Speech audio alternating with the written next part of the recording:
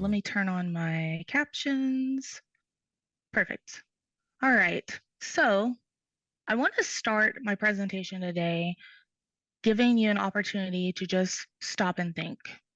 And as you're thinking with me, I do have the chat open. So I'd love to hear what you come up with. But I want to ask you a very philosophical question to get us started. What brings you joy? Is it spending time with family, maybe going on adventures, traveling? Is it baking, cooking? Is it, I don't know, riding a bike, driving? We all have things that bring us joy, hobbies. So as I get started and as I talk today, I would love for you to think about your own. And if you'd be kind enough to share with me in the chat, what brings you joy? What brings you joy? So I'm watching as they are coming in. So I see books. That's definitely a good one. I also love to read. I think libraries are incredible. Pets, Stardew Valley. I love that as well. Board games. Good. Okay. So thank you all. I really appreciate that. I was very lucky that I found very early on in my life what brings me joy are video games. So back in the mid 1980s, there was something that came out called Super Mario Brothers, and I was at an age when it came out that I couldn't see. I mean, I couldn't talk and I couldn't really play, but I remember watching my parents play, and I would follow along and watch Mario kind of go through things. And I think it's really funny in the circle of life that now I obviously I love playing video games. And instead of it being me as a child, it's now my cats that follow my characters around as I'm playing. So, when I think about why I love learning and development and the work that we do in our organizations, I relate it back to my love of video games because I want to share that I think that Super Mario Brothers level 1.1 is the perfect learning experience. So I don't know how many of you are familiar with it, but I want to kind of break down why I think this level is a masterclass in learning design. And of course, it was simple, but I really think it paved the way to modern video game creation.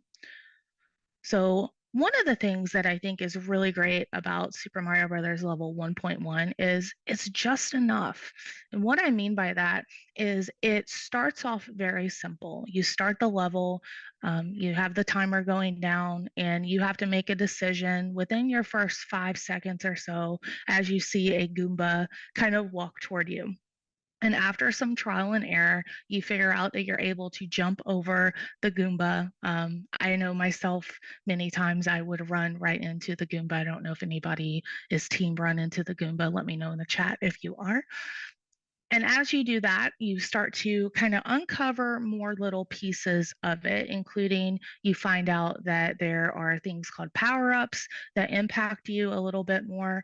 But my favorite part of the level is actually toward the end, and it's right before you get to the last platform.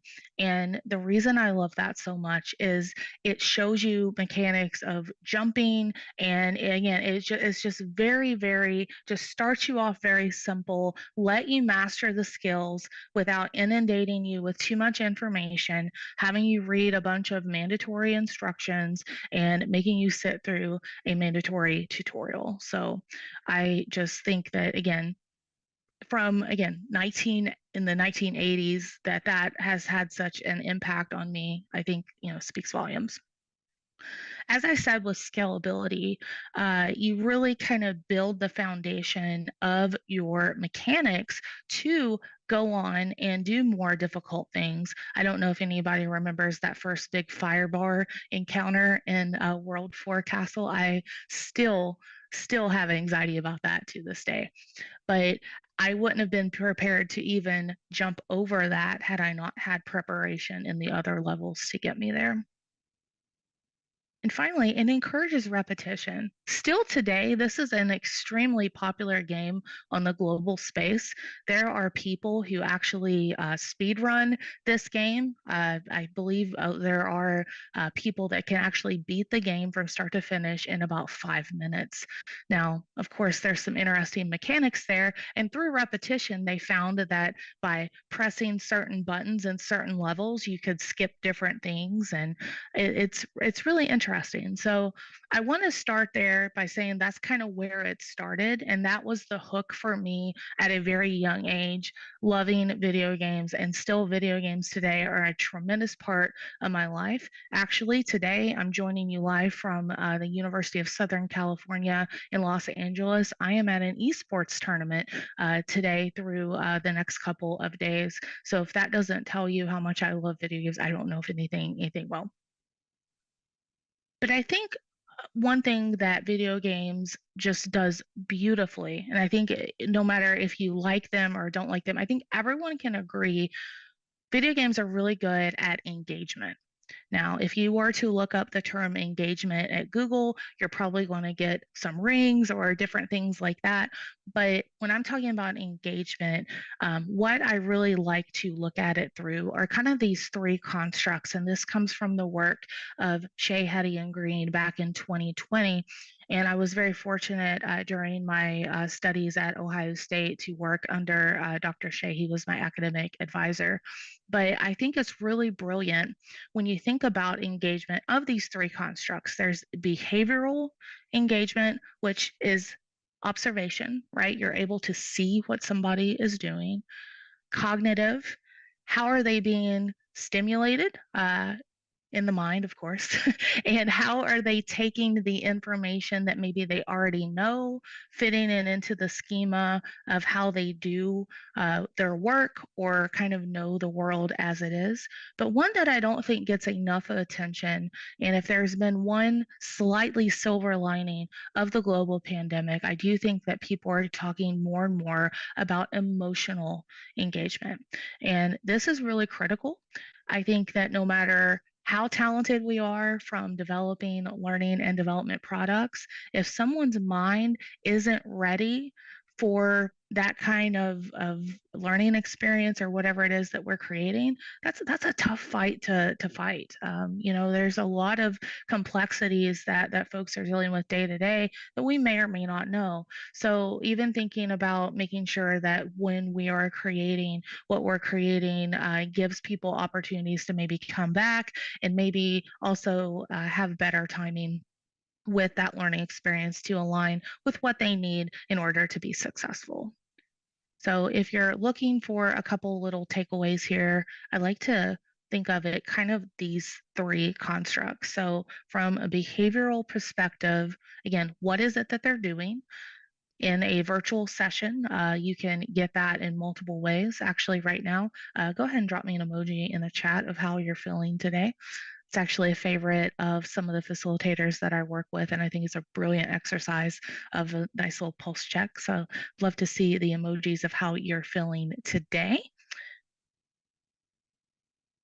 Also, from a cognitive standpoint, it's not just enough to give someone content, but you really need to put it in this lens of challenge and performance. Otherwise, people will have a lot of issues with, again, taking that information and compartmentalizing it and understanding what it is that they need to be able to do with it in their jobs. And of course, emotional, again, how does it make them feel?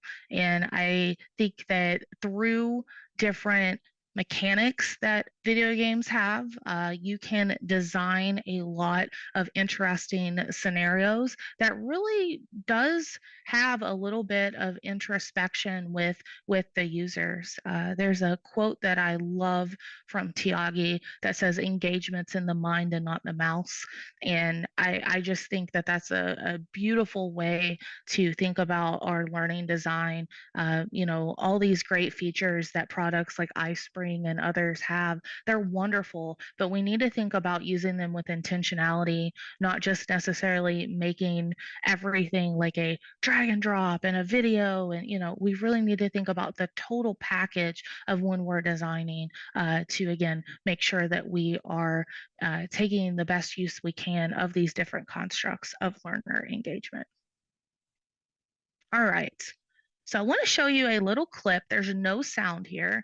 And this is actually the video game that I am here supporting at the University of Southern California today. This is a game that I have played. You don't even probably want to know the hours. It's something that I've played with my family. It's something that I've played solo. But I want to show you kind of a clip, and I'm going to kind of do a director's cut as we're going through. I don't know, actually in the chat, let me know if you're familiar with Apex Legends. I'd love to hear that as well. But I will show you this clip and then just kind of talk through it with you of what you're seeing. So before I hit play, just to kind of set the stage, this is a clip of one of the competitive Apex leagues. So this team is called TSM. It's actually my favorite team. So I'm getting ready to watch them compete a little bit later today. Really kind of a little bit too excited about that, but that's another topic. So the game is a battle royale, meaning that it is the last team standing wins or last person standing wins. But this game in particular is different from games like Fortnite and Overwatch. Well, Overwatch is team-based as well, but it is team-based, meaning that you can't necessarily play as a solo. So when I said earlier that I've played as a solo, that means that I've gotten matched with random people all around the world to fill in my squad. So we're going to watch from the perspective of Imperial Hal, who is the in-game leader, meaning that he is the leader for his squad and he gives guidance on where they need to go and what they need to do. So I was actually talking to a colleague of mine the other day about why I like this game so much. And I think the reason I like it so much is it's just so cognitively stimulating. There's so many decisions that you have to make throughout the game, from deciding where to land, which character you want to select, and kind of the path of where you want to go. So I'll go ahead and play this so you can watch here. So they're going to be landing here. There we go. And then you land with nothing, so they're obviously getting some loot. And here they are trying to find a team and push on them. But the little map in the upper left-hand corner is the ring. And so the map is pretty expansive, but then after so many minutes, it starts to shrink and shrink and shrink, and forcing people to get closer there. You saw there that he scanned. That's a special ability of this character. This character is called Bloodhound, and it's actually one of my favorite characters in the game. But the other teammates have different roles and responsibilities on the team as well. One does a more defensive type, and the other is a little bit more mix of offense and defense. So again, the team composition really plays a big part into it. Communication is big as well. One thing in this game that I think is pretty unique to other games is, yes, you can use a microphone to speak to people, but it's also built to where you don't even have to use a microphone. It has a very sophisticated pinging system where you can communicate through your character through different lines. So you could say, I'm looking over here, I'm defending over here, I'm looking for a particular item like a health pack or a backpack. And again, just really, really focused on the team dynamics. And the more that I spend time in this particular game, the more I think about, gosh, what could I do with this in a learning environment? So, it's been really, again, inspiring to me. And I think that it's always a good thing when you can mix your work and your hobbies if there's kind of overlap with it. So to talk a little bit more about it here, one second here. There we go. They have different stats as well that are collective. So this is a sample of when I played probably one of my best games. This is not a normal game for me, so of course I have to share this. But you can see, what I did, what the survival time was, and damage, and you can see it for the entire team. This was actually the mobile version of the game, which was really fun. I'm sad that they took it away, but you can see that you're also given a score. 150 was actually the perfect score, and again, a little bit difficult to get there. So I love that something like this collects stats, and it almost makes me feel like, gosh, wouldn't it be amazing if like a learning management system and things would collect this kind of robust data footprint on everything that we do, which we'll talk a little bit more here in a minute about that. So this is at the end of the particular match, you get this, but then it also has your cumulative stats as well. So the cool thing about it is you are able to kind of customize your dashboard, which again, I'm thinking about it from a learning and development perspective. There's so many opportunities here, right? Like imagine having someone be able to go in after maybe taking a curriculum on a particular topic and having a dashboard ready for them of different stats of, I don't know, things that, maybe you did really well on, areas of opportunity. So I know that there are different little pieces and parts of platforms that do that, but something that's clean, simple, user-facing interface, I would love to see that one day. And maybe there's more stuff out there. I love, Jonathan, what you said here about one thing video games can teach us is when team uses each other's strengths and covers each other's weaknesses, that we all win. I love that. Yeah, I completely agree with that. And Megan, I also love that you're also a TSM fan as well. So thank you all. Keep the comments coming. I am watching them live as well. So thinking about, again, from the teamwork dynamics, I completely agree. The data elements as well. I do think that there are things that we can take away from these collaborative games that are out there. So if you're looking for, I'll say, 4 nuggets of inspiration, here are the 4 that I think I would recommend to you. So one is consider how roles are impacting your learning experiences. One of my biggest design pet peeves is if I don't know who I am in the learning experience. You may be like, okay, what do you mean by that? So, for example, in assessments, right?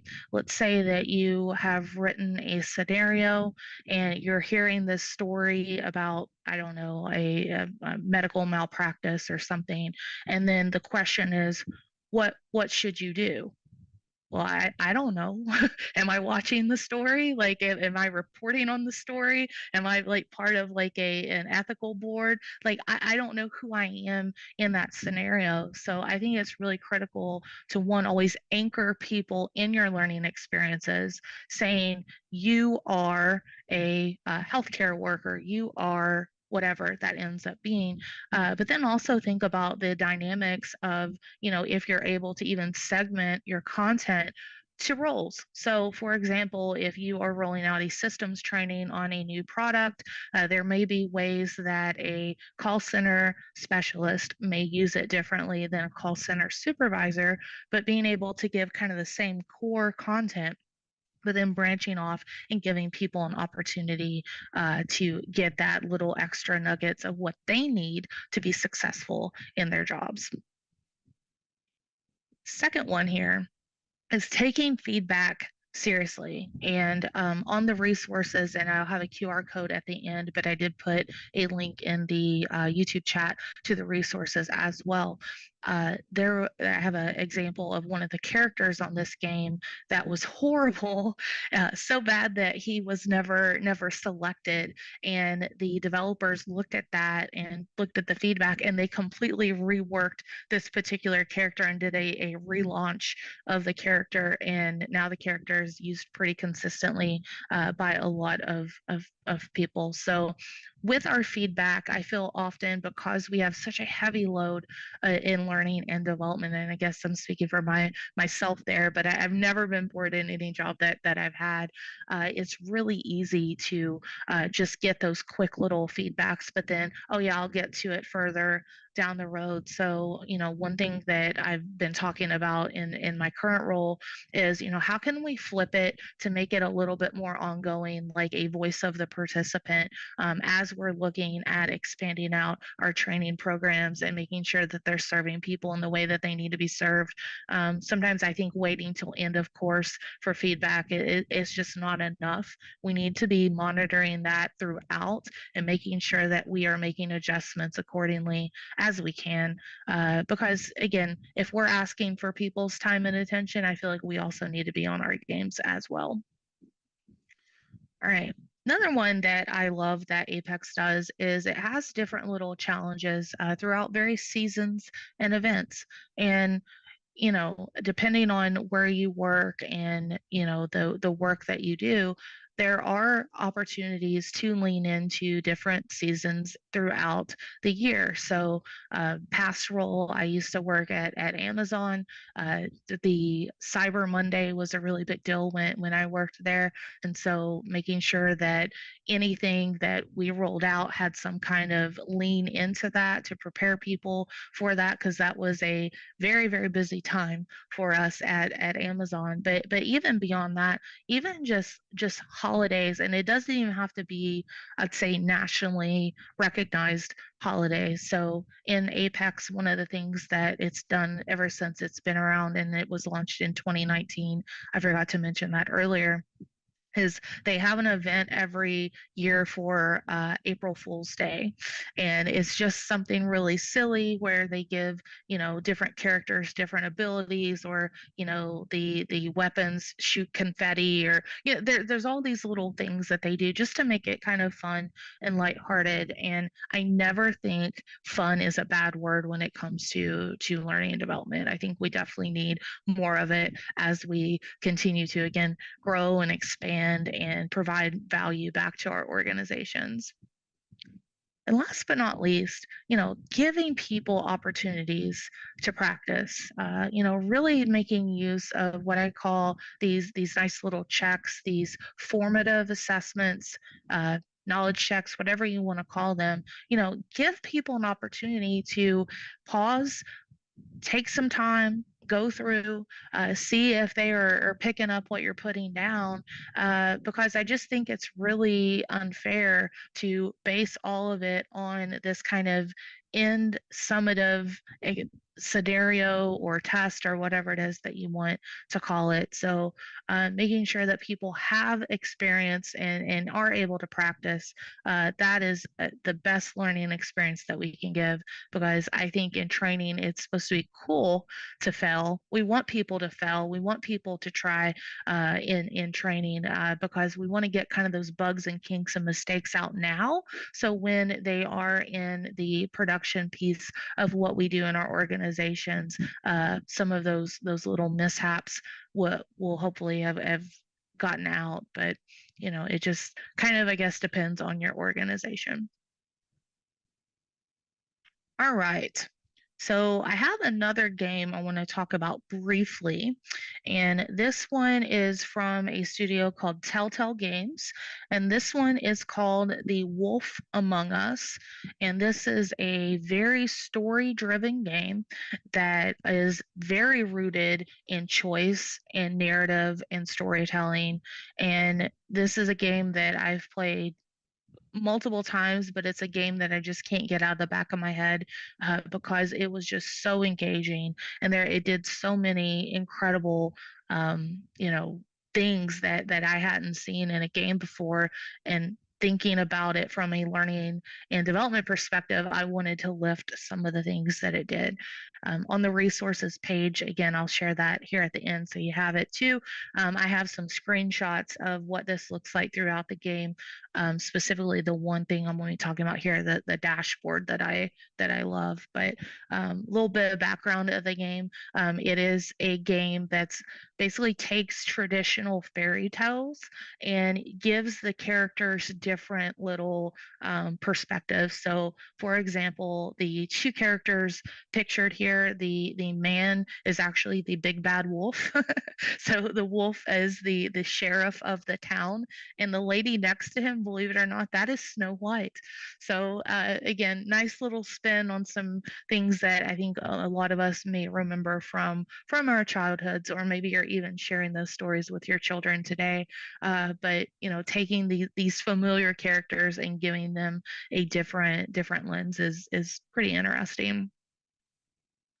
So for this one in particular, some of the inspiration that I would take away is being able to share choices with participants. And what I mean by that is at the end of each chapter of this game, if you want to call it that, or it's a level, whatever floats your boat, however you want to call it, certain decisions that were key in that particular level, it will share with you how other people selected it.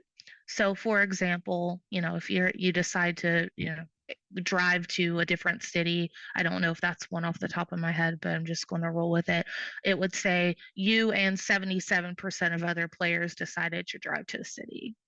And, something like that I think is really, really powerful because it gives I don't know, it just gives kind of this collectiveness to our learning experiences, right? Even if someone is taking a solo asynchronous e-learning, getting that feedback and seeing how people also went through it, I think is really powerful.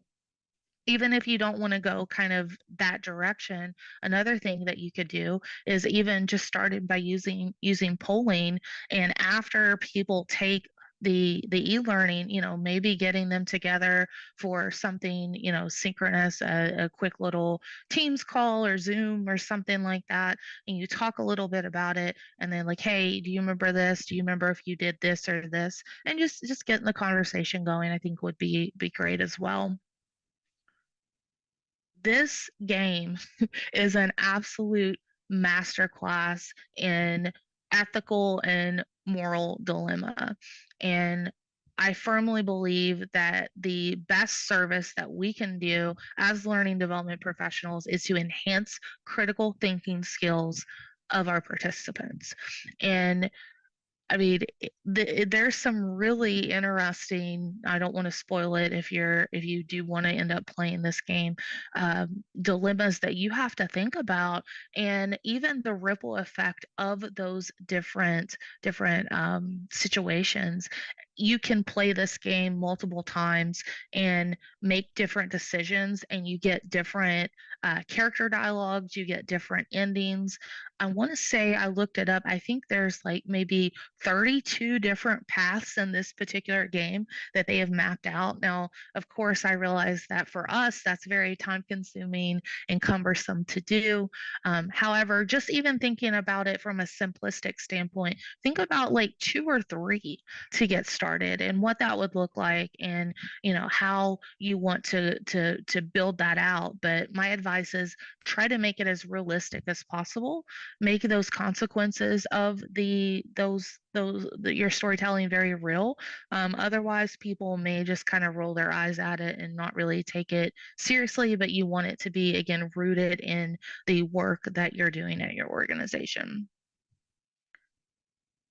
I also love the fact, and I mentioned this a little bit earlier, that the characters are not the characters I remember from stories that my mom would read me growing up. So one example that I really love that I saw done in an e-learning was it was a compliance course around cybersecurity. If you are familiar with Mike Taylor, he's the one that made this, and the course starts up. It says, "Hey, do you want to take a free vacation?" And it's a button, yes or no. And if you hit no, it says, "Well, for the purpose of this, you're going to hit yes." And basically, you're introduced to this character who steals people's identities and data. And from that, you get a different perspective as to why people do it and how to keep your information safe. So it gives the same content, but just a different spin on it. And I saw that course, gosh, probably it's been a long time, but I still remember it because the alternative perspective was so powerful. All right.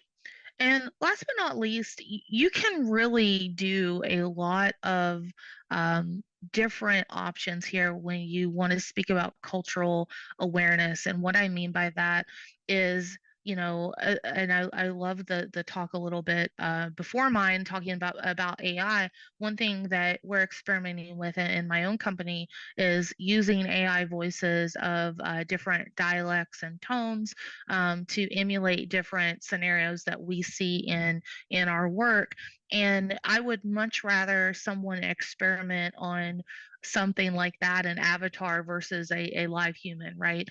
So being able to tell these stories, have these complex situations, and giving people practice in delivering maybe bad news gracefully or having difficult conversations, the more we can do to help there, I think the better it will be for everyone. Again, just because everyone deserves to be treated with dignity and respect, and we want to make sure that people are prepared to have those awkward or difficult conversations if they need to be having them in our organizations. So with that, I think I'm right on time, Chris. If you want to grab the resources, there is the QR code. I'll also put the link over in the YouTube again here momentarily. Easiest way to get a hold of me is on LinkedIn, or if you want to see my website, it's caranorth.net. So thank you all again, iSpring. Thank you so much for the kind invite. I was delighted to be back here again this year. Thanks. Thank you so much, Cara. And on my side, I would just say that Cara actually posts a lot of very useful content on LinkedIn. So really welcome everyone to join her and follow. Cara, would you mind if I still use the 2 minutes we have for a couple of questions? Yeah, go for it. Yeah, I think there was this amazing support and discussion in the chat about the games people love and what they especially appreciate. But there was one question that I'm sure you have noticed. So there is this great opportunity to answer it. There was a question about the way games within learning are probably not for every course or program. So it is expensive. And so what kind of content or training do you think suits best? Ah, man, that's a tough one, right? So Right. yeah, I think with everything, and this is a conversation again I'm even having with my current team that I work with. That for example, I'll use AI avatars. They're phenomenal. They have a lot of good purpose, but if everything that you build uses it, the effectiveness goes away. So I think it goes back to my original point of these are wonderful aspects to consider, but you do need to be intentional and think about it. So I guess I would start by working a little bit backwards with the question, considering, what are the end goals? What is it that you want people to be able to do? Over on the resource sheet, I actually have a couple of great resources from Kathy Moore, talking a little bit more about building out scenarios, thinking about how to get started with maybe doing some of these gamification elements. But you're right. I don't think everything does need to be a game or should be a game, but I do think that there's a lot of great opportunities to, do something a little bit different. Right. Thank you so much, Cara. And if you don't mind, maybe I'll kindly ask you to support our participants in the chat for just a couple of more minutes because they keep coming with some follow-up questions right now, if you feel Yeah. that's okay with you, because we will need to move on to our next speaker. Yep. But I would really appreciate it if we continue having this discussion in the chat. Cara, thank you again. I can see so many positive comments in the chat. It's really about to explode with compliments. So I hope you're staying with us for a little longer. Yes. Thank you again. Appreciate it.